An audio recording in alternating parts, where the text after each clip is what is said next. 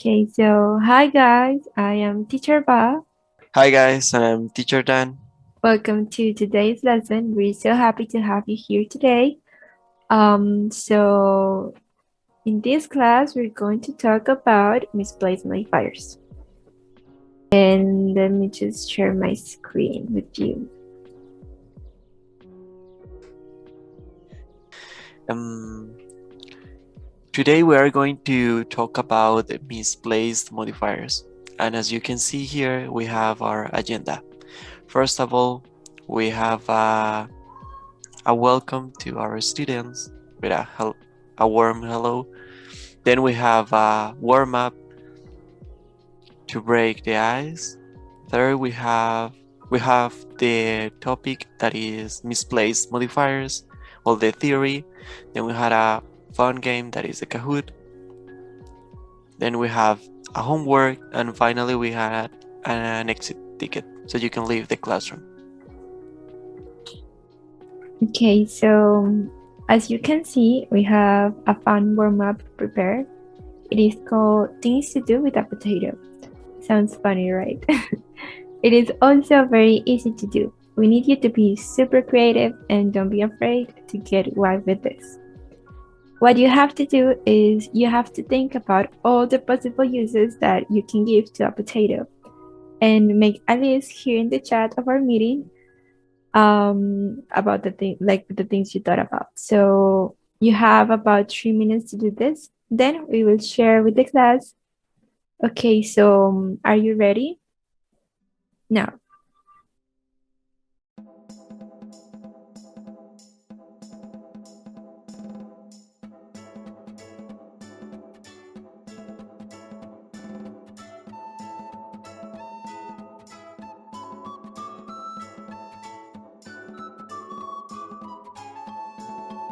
that was so fun. I would have never thought about those. All of you did a great job. Thank you so much.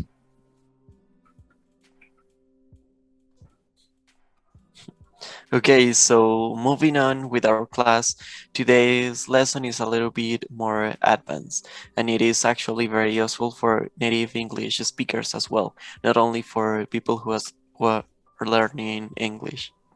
Today we're talking about the misplaced modifiers that you already saw in the slides.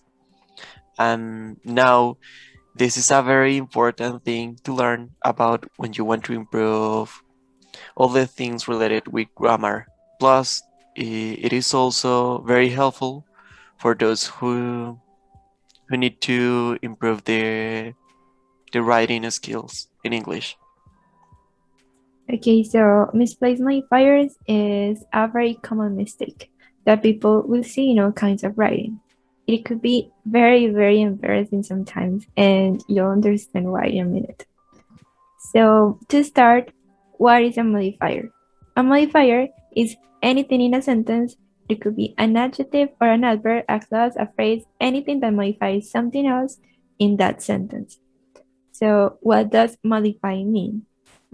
It means to change the meaning of something, change the idea of something. So, for example, if I say a car, you have an idea of a car in your mind. But if I say a red car, that idea changes. So, red will be the modifier in that sentence.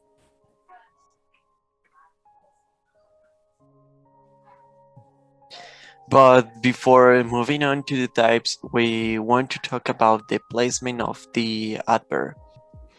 It turns out that some adverbs such as only, just, almost, nearly, and especially can change the meaning of a sentence, phrase, or paragraph, depending on where they are placed. And there can cause confusion, ambiguity, or even create embarrassing situations. Okay, so we have these examples.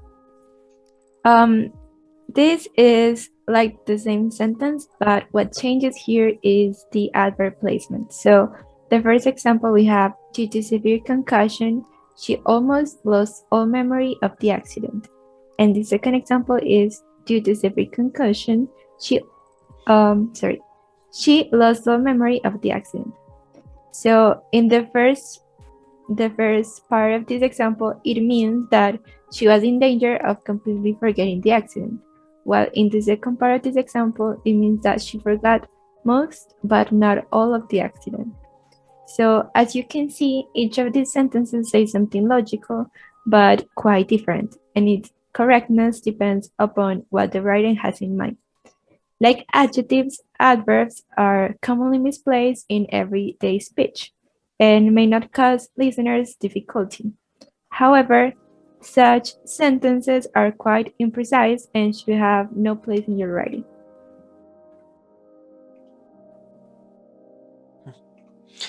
And indeed, what we are looking at is all the types of misplaced modifiers. We have misplaced modifiers, dangling modifiers, and squinting modifiers. Oh, what did you say, Sarah? Oh, I know it sounds complicated, but don't worry about the technical words. Worry about what is actually happening here. Okay, so I'm going to start with the basics. And we will look at a few examples in just a minute. Sorry. Yeah, like misplaced modifiers is a word, phrase, or clause that is improperly separated from the word it modifies or describes. So I have this example here for you. I will say a sentence and you will tell me what you think. So, on her way home, Jane found a golden men's watch. Do you notice something strange in that sentence? That's right, there is a misplaced modifier. So the correct way would be on her way home, Jane found a man's golden watch.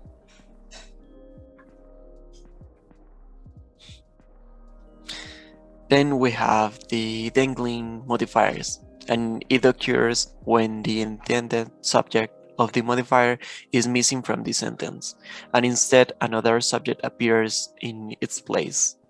So we have two examples. The first one says, while driving to work, a car accident caused a traffic jam on the highway. The second one says, to become a practicing dentist, many teeth must be cleaned, filled, and filed. And below each example, we have the correct way in which the subject is correctly placed. As you can see, in the first example, it says, while Jane was driving to work, a car accident caused a traffic jam on the highway. And the second one says, to become a practicing dentist, you as a subject must clean, fill, and file many teeth. And well, everything is clear when you have a significant subject. Okay, so then we have the squinting modifiers. Um, Squinting modifiers is a misplaced modifier that, because of its location in a sentence, it could modify either the phrase that precedes it or the one that follows it. To correct that, reposition it in the sentence to make it clear to the reader which word you intend to modify. So we have these examples here. The first one is, I told John when the seminar was over we should study for the upcoming exam. And the second one is, the couple agreed during the family dinner they would announce their engagement. So to correct that, what we have to do is this. With the first one is, I told John when the seminar was over that we should study for the upcoming exam. And in the second one, it is, the couple agreed that during the family dinner they will announce their engagement.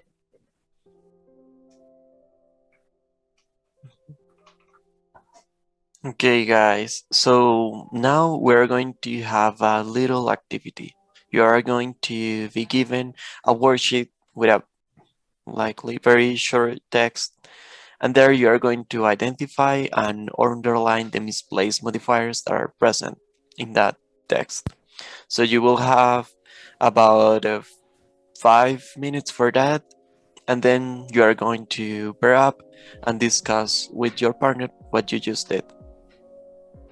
You will have another 5 minutes for that, and afterwards we are going to share your results here in class. Okay? Now, go ahead.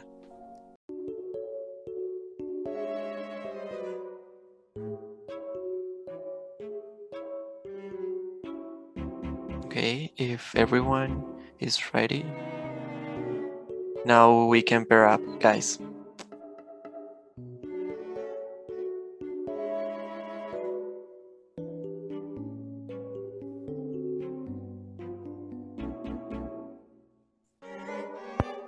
Okay, so are you done?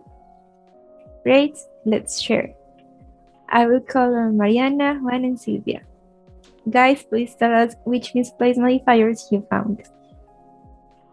You did great. So, Santi, what would be the correct form of the text? That's right, it is.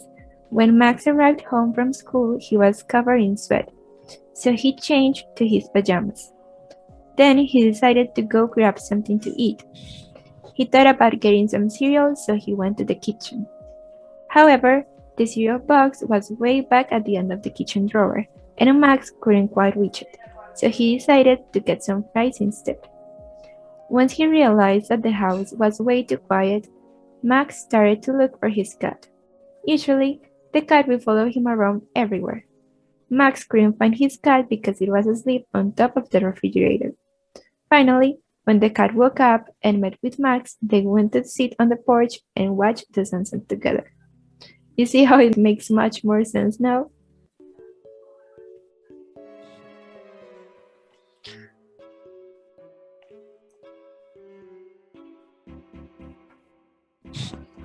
Okay, now it's time to play a little. For this activity, you will have to be as fast as you can. On the screen, you will have questions about what we have just explained, and you will score points by answering correctly. And remember, guys, don't worry about failing. This activity won't be graded. It is designed to reinforce our knowledge and see if we still have any doubts about it. So use the code you see on the screen to join from your cell phone and select a nickname so we can recognize everyone. Are we all ready? Okay, let's start.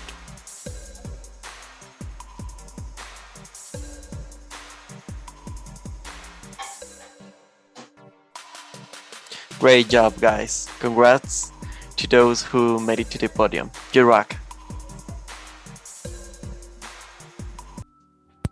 So you did very well, guys. Thank you so much. Now it is time for our homework. So what you have to do is that you pair up and design a short story in which you exemplify the consequences of a misplaced modifier. It could be in the format or of a tale or a fable. The story should be about an embarrassing situation where the main character uses a misplaced modifier during a conversation or in a letter or any other form of communication, and the funny consequences of that silly mistake.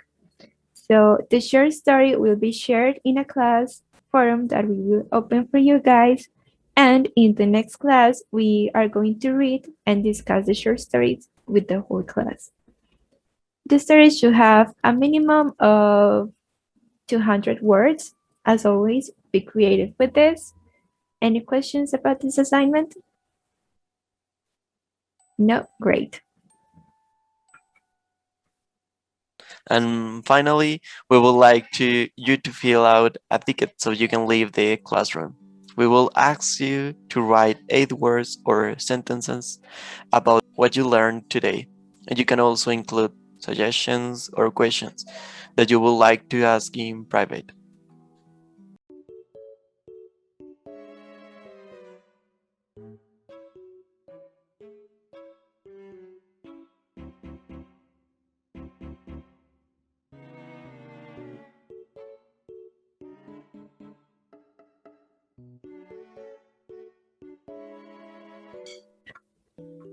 Okay, guys, so that will be all for today's class. Thank you so much for being here and for your attention.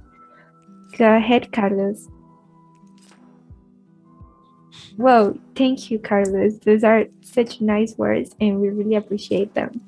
but we are the lucky ones to be able to teach this class and to have you as our students. So thank you so much. We had a wonderful time and see you soon. See you soon, Bye. guys. Bye.